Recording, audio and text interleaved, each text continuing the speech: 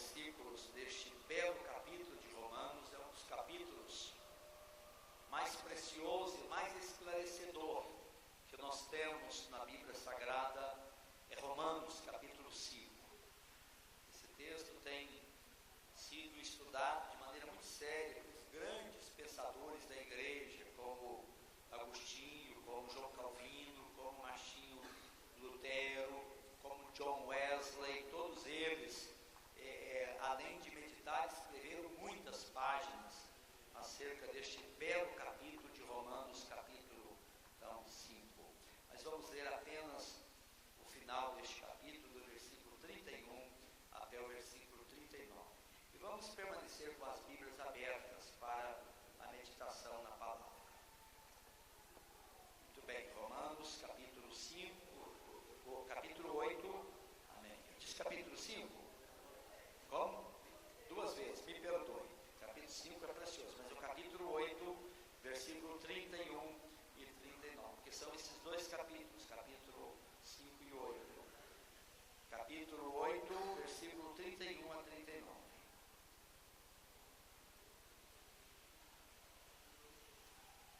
Diz assim o texto: que diremos, pois, à vista destas coisas? Se Deus é por nós, quem será contra nós? Aleluia. Amém? É tão bonito, vamos ler juntos? Que diremos, pois, à vista destas coisas? Se Deus é por nós, quem será contra nós? Essa segunda parte, mais uma vez. Se Deus é por nós, quem será contra nós? Aleluia. Olha que coisa linda.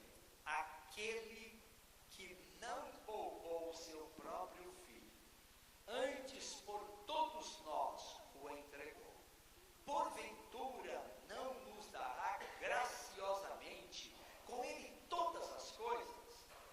Quem tentará acusação contra os eleitos de Deus? É Deus que nos justifica. Quem os condenará? É Cristo Jesus que morreu, ou antes, quem ressuscitou, o qual está à direita de Deus e também intercede por nós. Quem nos separará do amor de Cristo? Será tribulação, ou angústia, ou perseguição, ou fome, ou nudez, ou perigo, ou espada? Como está escrito: por amor de ti, somos entregues à morte o dia todo, fomos considerados como ovelhas para o matador. Em todas essas coisas, porém, somos mais que vencedores por meio daquele que nos amou. Porque eu estou bem certo de que nem a morte, nem a vida, nem os anjos, nem os principados, nem as coisas do presente, nem do porvir, nem os poderes, nem a altura, nem a profundidade, nem qualquer outra criatura poderá separar-nos do amor de Deus que está em Cristo Jesus, nosso Senhor. Que Deus abençoe essa bendita palavra de Deus no nosso coração.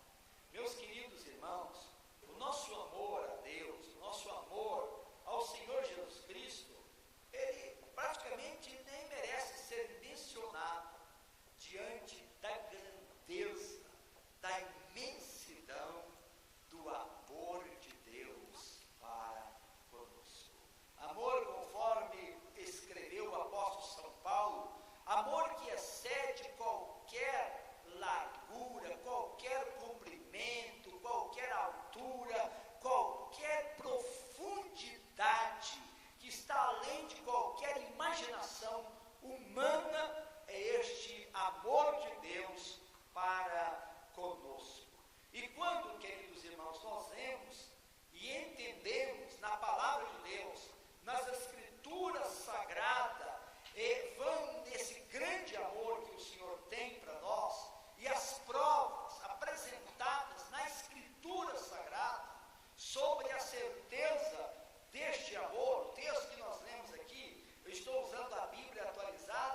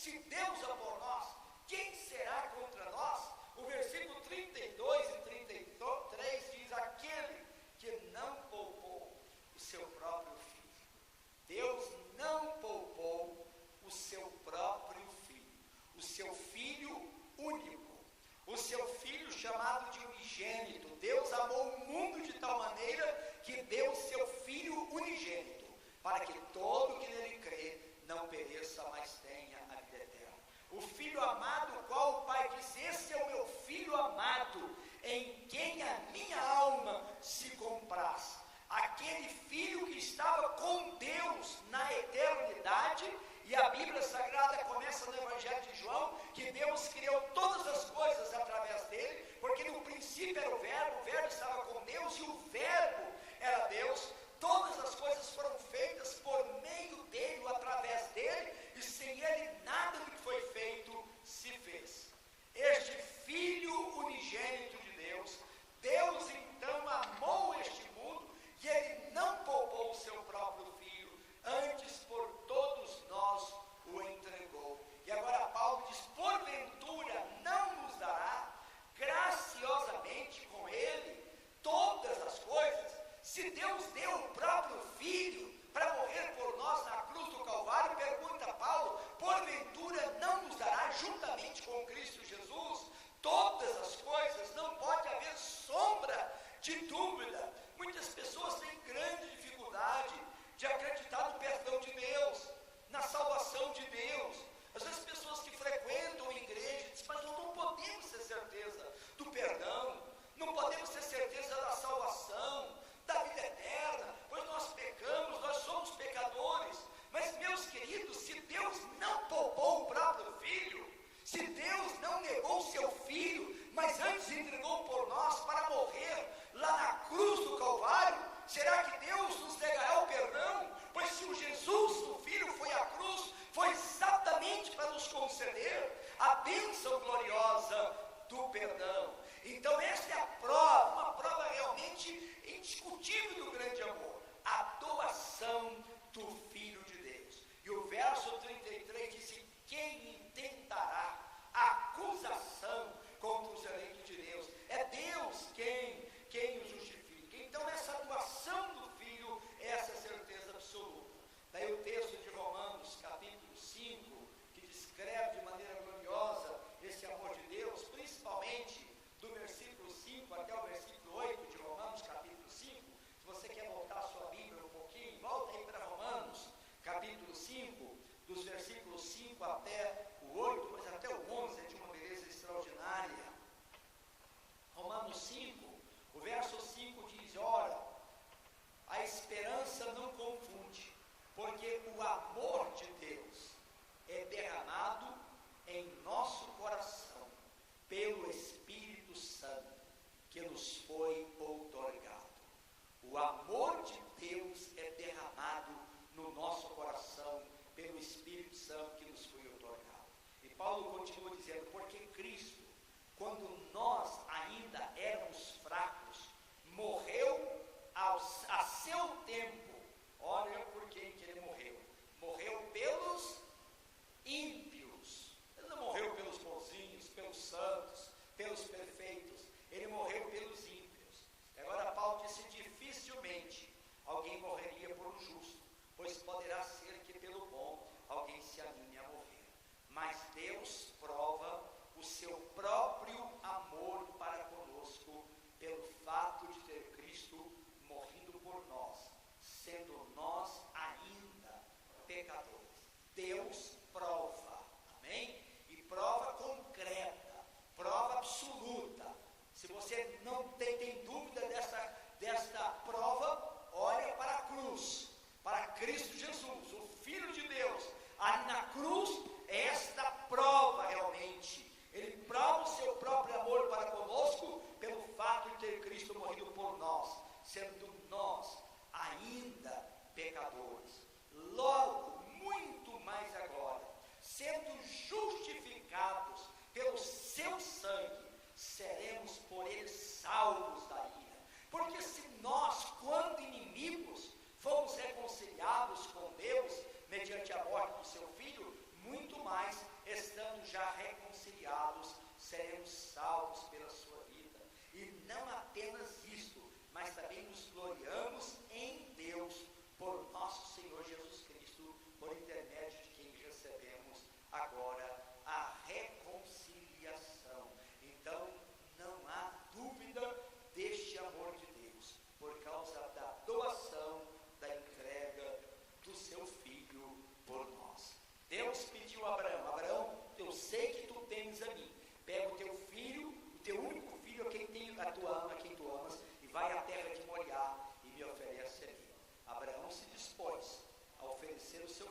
Isaque a Deus. Mas quando estava para imolar o Isaque, Deus não permitiu.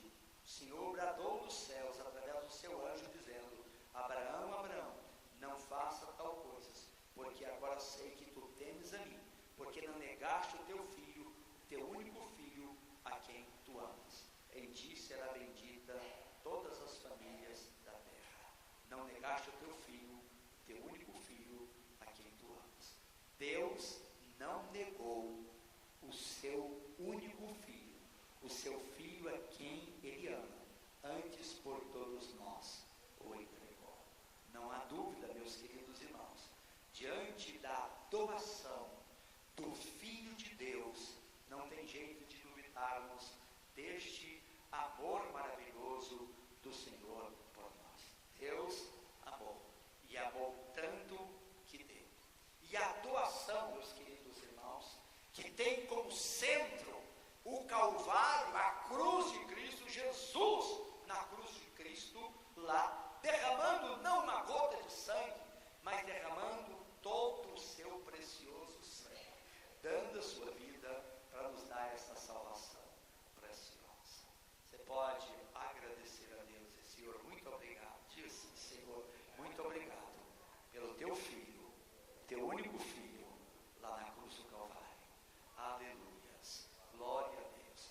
Por isso Paulo começa dizendo: que diremos, pois à vista dessas coisas, se Deus é por nós? A prova que Deus é por nós é que ele não poupou o seu filho, antes ele entregou. Deus está do nosso lado, amém? Glória a Deus, não há dúvida deste grande amor de Deus.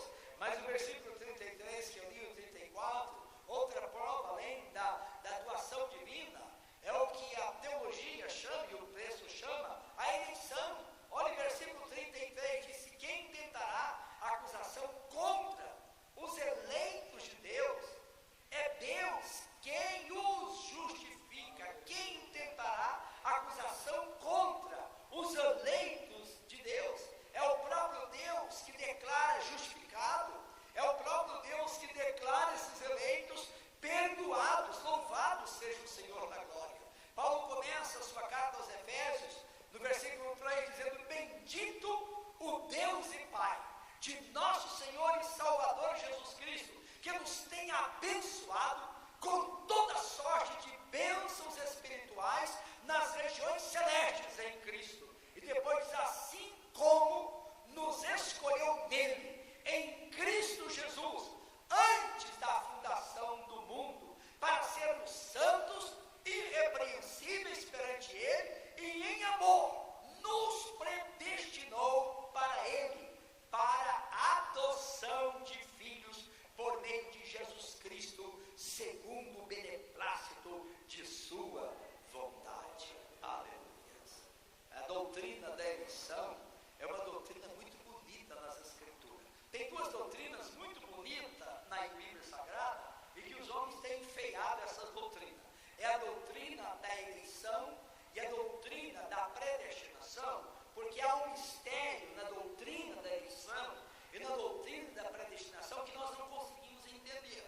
Como há um mistério na doutrina da Trindade. Não tem jeito de explicar a Trindade.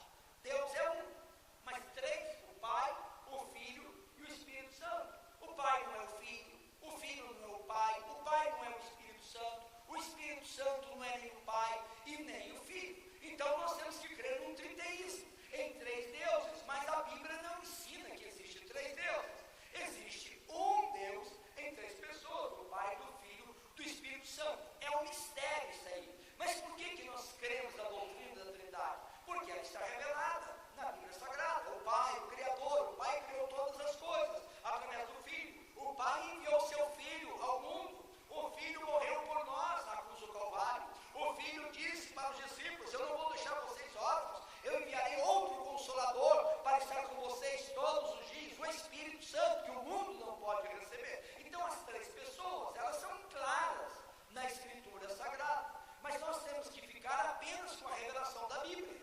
Eu não consigo entender isso plenamente. Nunca achei um teólogo que desse uma explicação satisfatória para mim a respeito da Trindade.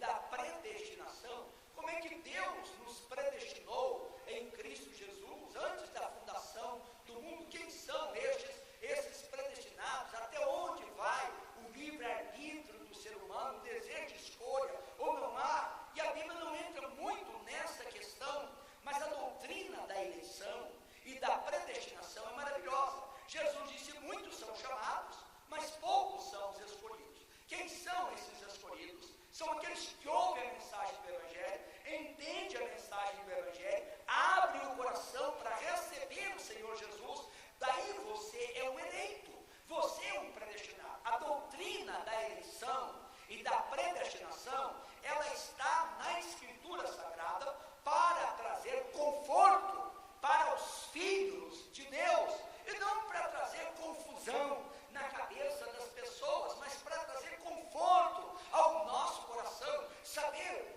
Jesus disse em Mateus capítulo 24, que o anticristo e os falsos profetas que apareceriam nos últimos dias, operando falsos sinais, muitos prodígios da mentira, e que, se possível, enganaria os próprios eleitos. Eu gosto desse texto, porque diz: se possível. Esse se condicional é maravilhoso. O diabo não consegue. Os falsos cristos, os falsos profetas não conseguem enganar os verdadeiros escolhidos de Deus, os eleitos de Deus, aqueles que receberam o perdão maravilhoso de Jesus. Quem tentará a acusação contra os eleitos de Deus? É Deus que declarou esses eleitos perdoados, justificados. E por que Deus declarou eles justificados ou perdoados? Porque eles colocaram a sua fé no Filho de Deus, Jesus, na obra redentora de Jesus Cristo na cruz do Calvário. O Espírito Santo abriu o entendimento dos eleitos, destes escolhidos, destes predestinados, para entenderem que nós só podemos ser salvos pela graça maravilhosa de Deus, pelo sacrifício de Jesus Cristo lá na cruz do Calvário. Então Paulo usa a doutrina da eleição como uma prova incontestável desse grande amor de Deus por nós. Em 1 Tessalonicenses, no capítulo 2, Paulo diz que o aparecimento do anticristo, que é chamado por Paulo naquele texto de iníquo, o anticristo recebe o nome de anticristo, recebe o nome de iníquo, recebe o nome de segunda besta, recebe o nome do filho da iniquidade. Aqui Paulo diz: olha, o aparecimento do iníquo é segundo a eficácia de Satanás, com todo o poder e sinais e prodígios da mentira, e com todo o engano da injustiça, para enganar quem? Para enganar aos que perecem, porque não acolheram o amor da verdade para serem salvos. Quem são os eleitos? São aqueles que acolheram o amor da verdade para serem salvos. E esses não poderão ser enganados por Satanás, pelo anticristo, pelos falsos profetas, porque eles já entenderam o amor da verdade que está em Cristo Jesus, o Senhor da glória. E eles estão firmados no Senhor Jesus. Isso é levado com tão seriedade pelos apóstolos, que João disse: alguns saíram do nosso meio. Saíram dos nossos porque não eram dos nossos. Porque se fosse dos nossos, teriam permanecido conosco. Mas porque não era, então fica algum tempo. É aquela semente que caiu não na terra boa, que vai produzir a 100, a 60 e a 30 por 1, mas pode ter caído nas pedras, entre os espinhos. A pessoa não permanece na fé em Cristo Jesus, o Senhor da glória. Então a doutrina da eleição, ela está aqui na Escritura Sagrada para trazer para nós este conforto, este consolo. Amém? Glória a Deus. Aleluia. Que bom que nós ouvimos a mensagem do Evangelho e Deus abriu a nossa mente, o nosso entendimento. O Espírito Santo nos convenceu que nós éramos pecadores perdidos e que precisávamos do Salvador. Então chegamos a Cristo dizendo: Senhor, eu sou pecador, eu preciso do perdão, da salvação. E Deus nos deu essa graça. Daí Ele nos chama de eleitos. Amém?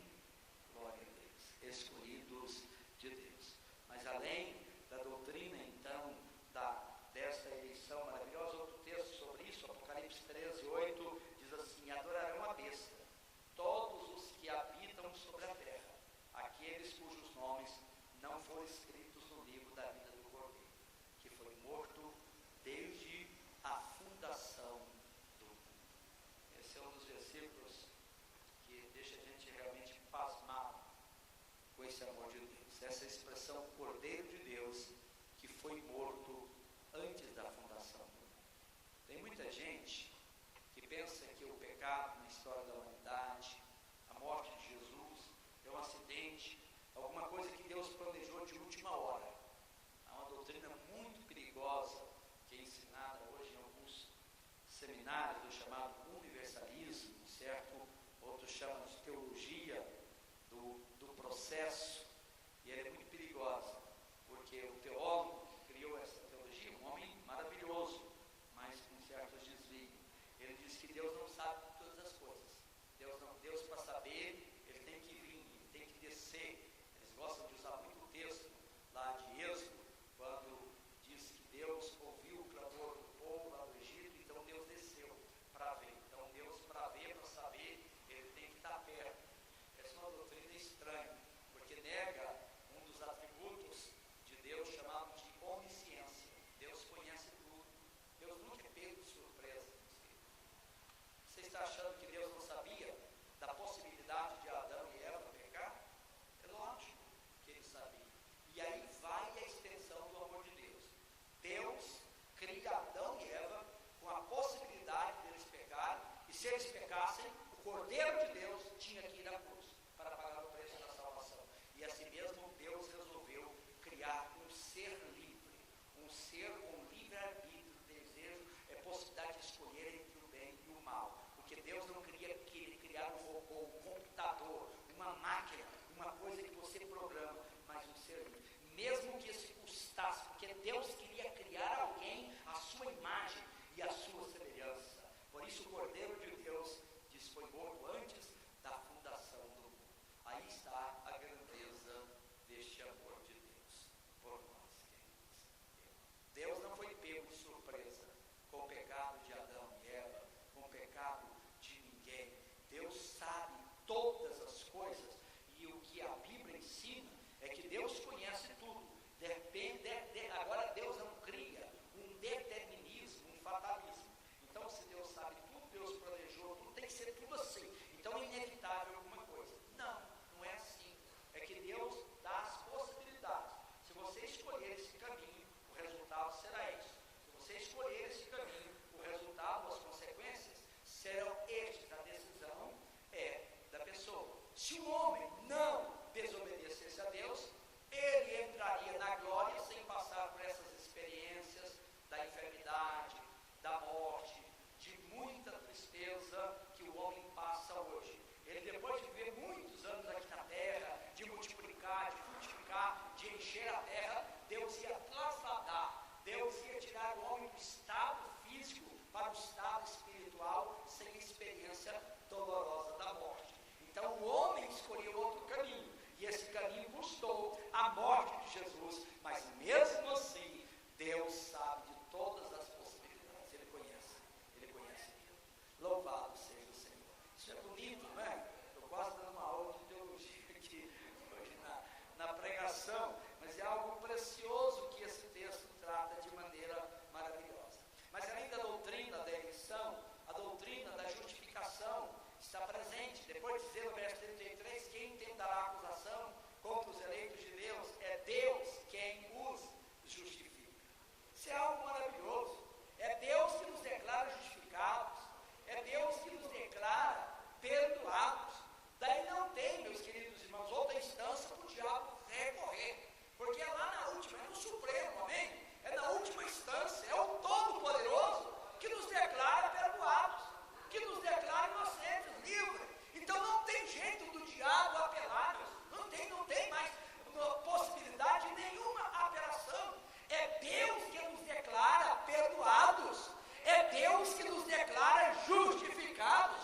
Quando Jesus disse para aquele paralítico que foi descido lá do telhado, Jesus disse, filho, perdoados são os teus pecados. Os religiosos começaram a razoar, mas quem é esse que perdoa pecado? Só Deus pode perdoar pecados. Daí Jesus disse, para que saibais que o Filho do Homem tem sobre a terra poder para perdoar pecado. Eu te mando, levanta-te, toma o teu leito e vai embora. E o homem levantou-se e foi em nome de Jesus, porque o Pai deu toda a autoridade para o seu Filho. Jesus disse, toda a autoridade me foi dada nos céus e na terra. E o texto afirma que é Deus que nos justifica. Amém? E Paulo diz em Romanos 5, justificados por meio da fé, temos paz com Deus, por intermédio de nosso Senhor e Salvador Jesus Cristo, através do qual acabamos de receber a reconciliação. E nós nos alegramos não apenas na reconciliação, mas nós nos alegramos nas próprias tribulações, sabendo que a tribulação produz em nós a perseverança produz em nós a experiência produz a esperança não se confunde, porque o amor de Deus é derramado nos nossos corações pelo Espírito Santo. Aleluia ao Senhor nosso Deus. Então nós fomos declarados, mas declarados justificados por Deus.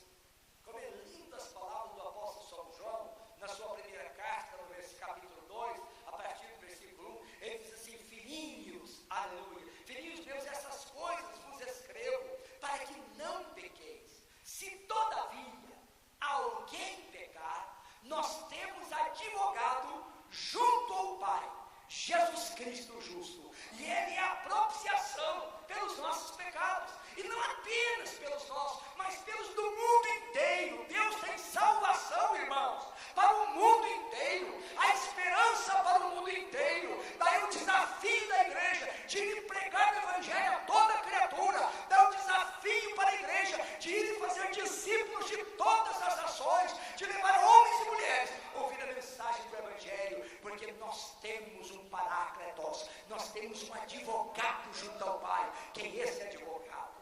Nesse mundo deve ter muitos advogados bons, mas tem muitos advogados corruptos também, desonestos, né? Quando a gente vê desses assaltos aí, dessa coisa aí, tantos advogados envolvidos com tanta coisa, mas esse advogado é chamado o justo. Ele não é um justo, amém? O advogado Jesus, ele é o justo. Nele não há injustiça alguma. E é esse advogado justo que nos declara justificado diante do Pai, sem corromper a sua justiça, porque ele chega para o Pai e diz: meu Pai, esse veio aqui, meu filho pecou, mas eu derramei o meu sangue por ele lá na cruz do Calvário, e o meu sangue purifica ele de todo pecado. Aleluia, diga graças a Deus, isso é maravilhoso, aleluias ao Senhor. Então a doutrina da justificação traz para nós também esta prova, essa garantia deste amor de Deus. Como eu disse, o livro de Romanos é precioso. Em Romanos capítulo 3, versículos 24 a 26, depois o versículo 28, diz assim: sendo, olha a palavra de Paulo, sendo justificados gratuitamente por sua graça. Agora, mediante o quê?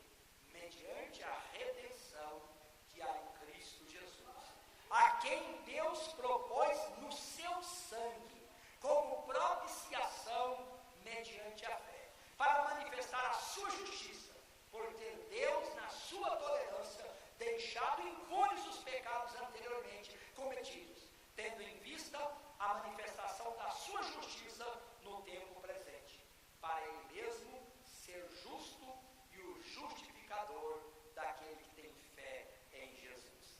Deus é justo e ele é o justificador de quem?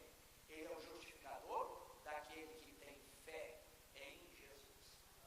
Essa doutrina do chamado universalismo ensina o seguinte: que Deus vai salvar todo mundo, que quem não aceitar Jesus nesse mundo vai lá no inferno, e no inferno Deus purifica e leva ele para o céu.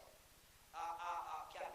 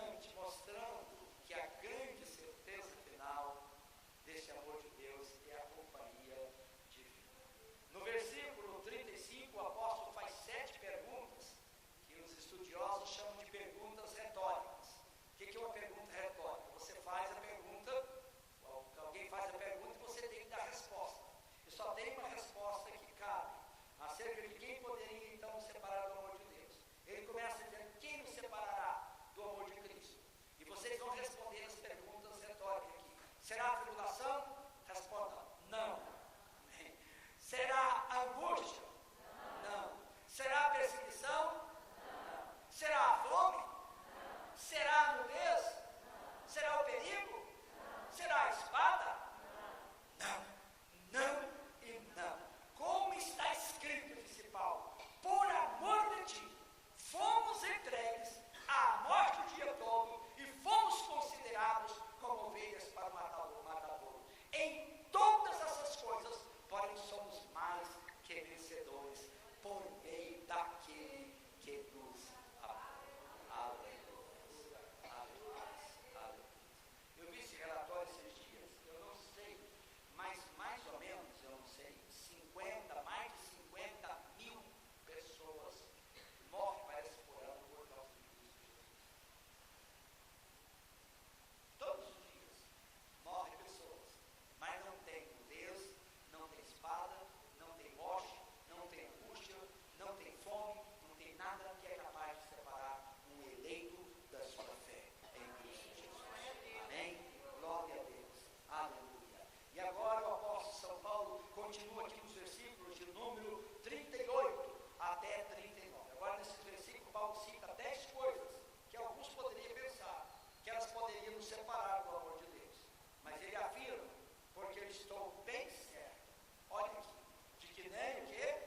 A morte, nem a vida, nem os anjos, nem os principados, nem as coisas do presente, nem as coisas do porvir, nem os poderes, nem a altura, nem a profundidade, não tendo mais coisas, nem qualquer outra criatura poderá separar-nos do amor de Deus que está em Cristo Jesus, o nosso Senhor.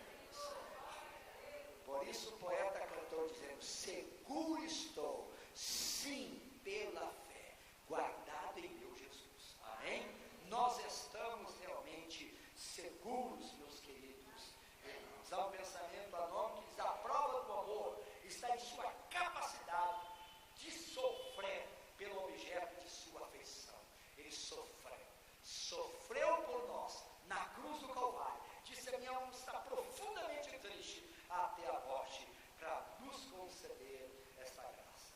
Por isso o apóstolo São Paulo, em Coríntios 15, ele diz, porque se enlouquecemos, disse ele, é para Deus, e se conservamos o juízo, é para vós outros, pois o amor de Cristo nos constrange, julgando nós isto, um morreu por todos, logo todos morreram, e ele morreu por todos, para que os que vivem não vivam mais para si mesmos, mas para aquele que por eles morreu e ressuscitou. Estamos vivendo para Jesus. Amém? Morremos para nós mesmos, morremos para o pecado, morremos para o mundo, morremos para a injustiça, morremos para a nossa própria vontade, mas estamos vivos para glorificar, exaltar o nosso Deus, o nosso Senhor. O cristão precisa ter conhecimento da palavra de Deus. Conhecereis a verdade, e a verdade vos libertará. Paulo disse em Efésios 6 sobre a armadura do cristão. E a primeira coisa que ele diz, cingindo-vos com a verdade. Nós precisamos estar cingidos com a verdade de Deus. Nós precisamos da couraça, a couraça da justiça, a justiça de Deus, a justificação de Deus na nossa vida. Nós precisamos do escudo chamado fé. Nós precisamos de um capacete chamado salvação, que é a convicção dessas verdades maravilhosas de Deus. Nós precisamos de um sapato chamado sapato do Evangelho da Paz. Está estribado, firmado nesta palavra maravilhosa. E nós precisamos de uma espada chamada espada do Espírito, que é a palavra de Deus. Então, com esta armadura, estamos revestidos, cingidos da verdade de Deus. Colocamos a fé nesta verdade, com essa couraça da justiça, justiça de Deus na nossa vida, com esse escudo chamado fé, que nos livra desses dardos inflamados do maligno, com esse capacete que é a convicção da salvação, do perdão, da justificação, do amor de Deus, estribado, Evangelho, que é o Evangelho da paz. E abraçando sempre, aleluia, essa espada, o escudo da fé e a espada do Espírito, que é a palavra de Deus. Aí nós estamos seguros em Cristo Jesus. E essa segurança, essa convicção que nos impulsiona, como disse o texto, amados Senhor, esse amor é que nos constrange. Ele morreu por todos, por amor dele todos morreram. Só na eternidade vamos descobrir os milhares e milhões de cristãos que abriram mão da vida por causa de Cristo Jesus. Outros abriram mão de tantas outras coisas. Esses eleitos de Deus, esses justificados de Deus, esses perdoados de Deus, que estarão por toda a eternidade, glorificando ao Senhor e continuando o projeto que Deus tinha lá na criação. Aleluia. Vou estar ministrando um curso lá na capelania do bombeiro, acho que é na sexta-feira, de escatologia, nós estamos falando sobre milênio. Eu gosto de falar deste assunto, porque eu fico muito tempo pensando na eternidade. Como é que vai ser? Como é que vai continuar a vida lá do outro lado?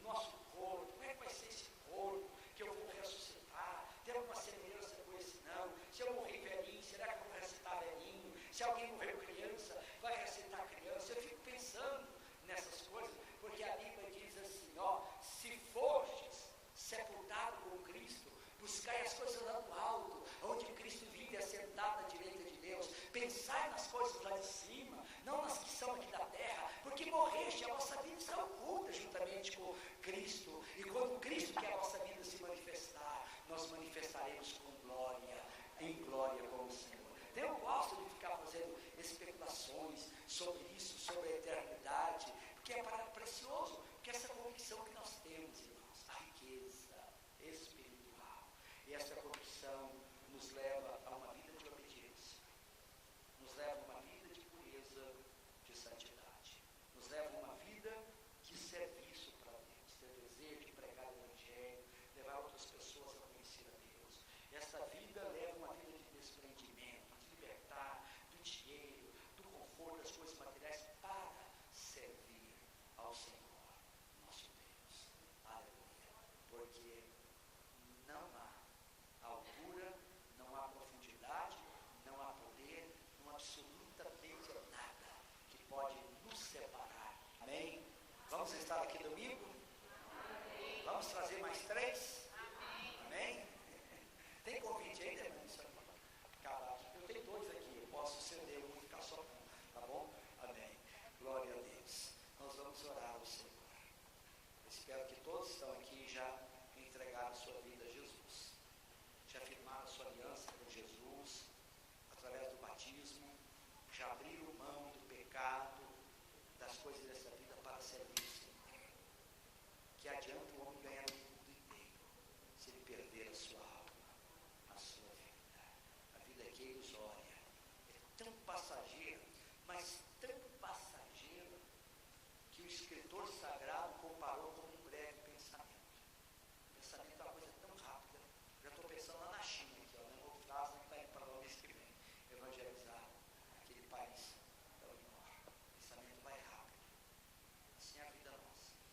É nada, absolutamente nada, diante do Deus eterno. E Ele tem uma eternidade de glória para mim e para você. Entregue a sua vida. Domingo, nós teremos aqui uma classe de batismo.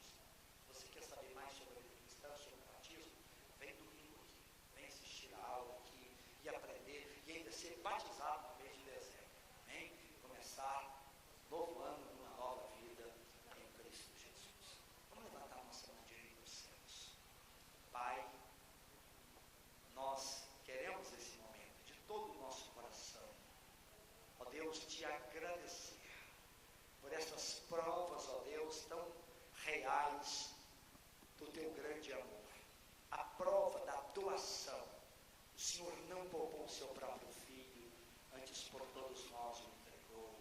A prova da eleição, Senhor, de sermos chamados eleitos. Quem tentará acusação contra os eleitos de Deus? A prova de sermos tempo da justificação, de sermos declarados justos, justificados, perdoados, mediante a fé em nosso Senhor e Salvador Jesus. A prova, Senhor Deus da glória, ó Deus da intercessão do Senhor junto ao Pai e também junto aqui a nós, pelo santo e glorioso Espírito, Senhor. Ó Deus, por tudo isso nós te bendizemos.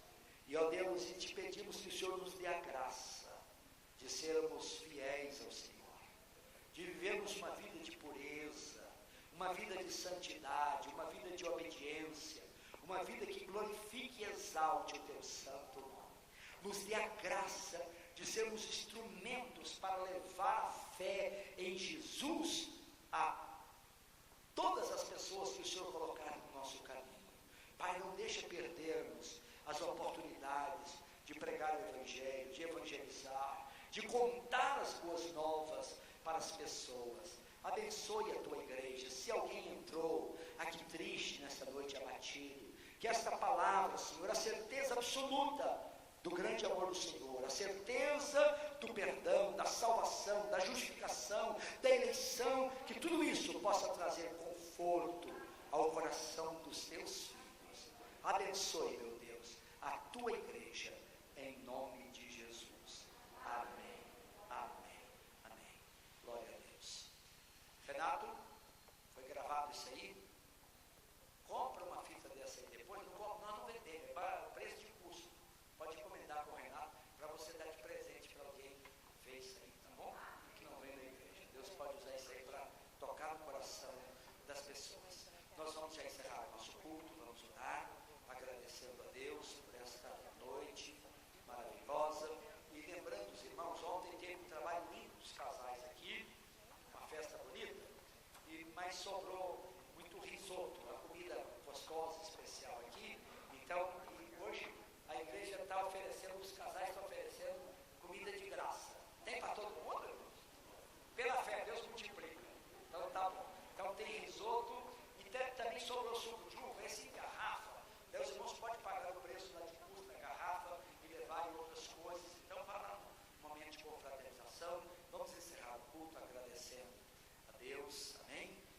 Pai, muito obrigado por esta noite tão maravilhosa. Ó Deus, esses momentos tão preciosos, Senhor.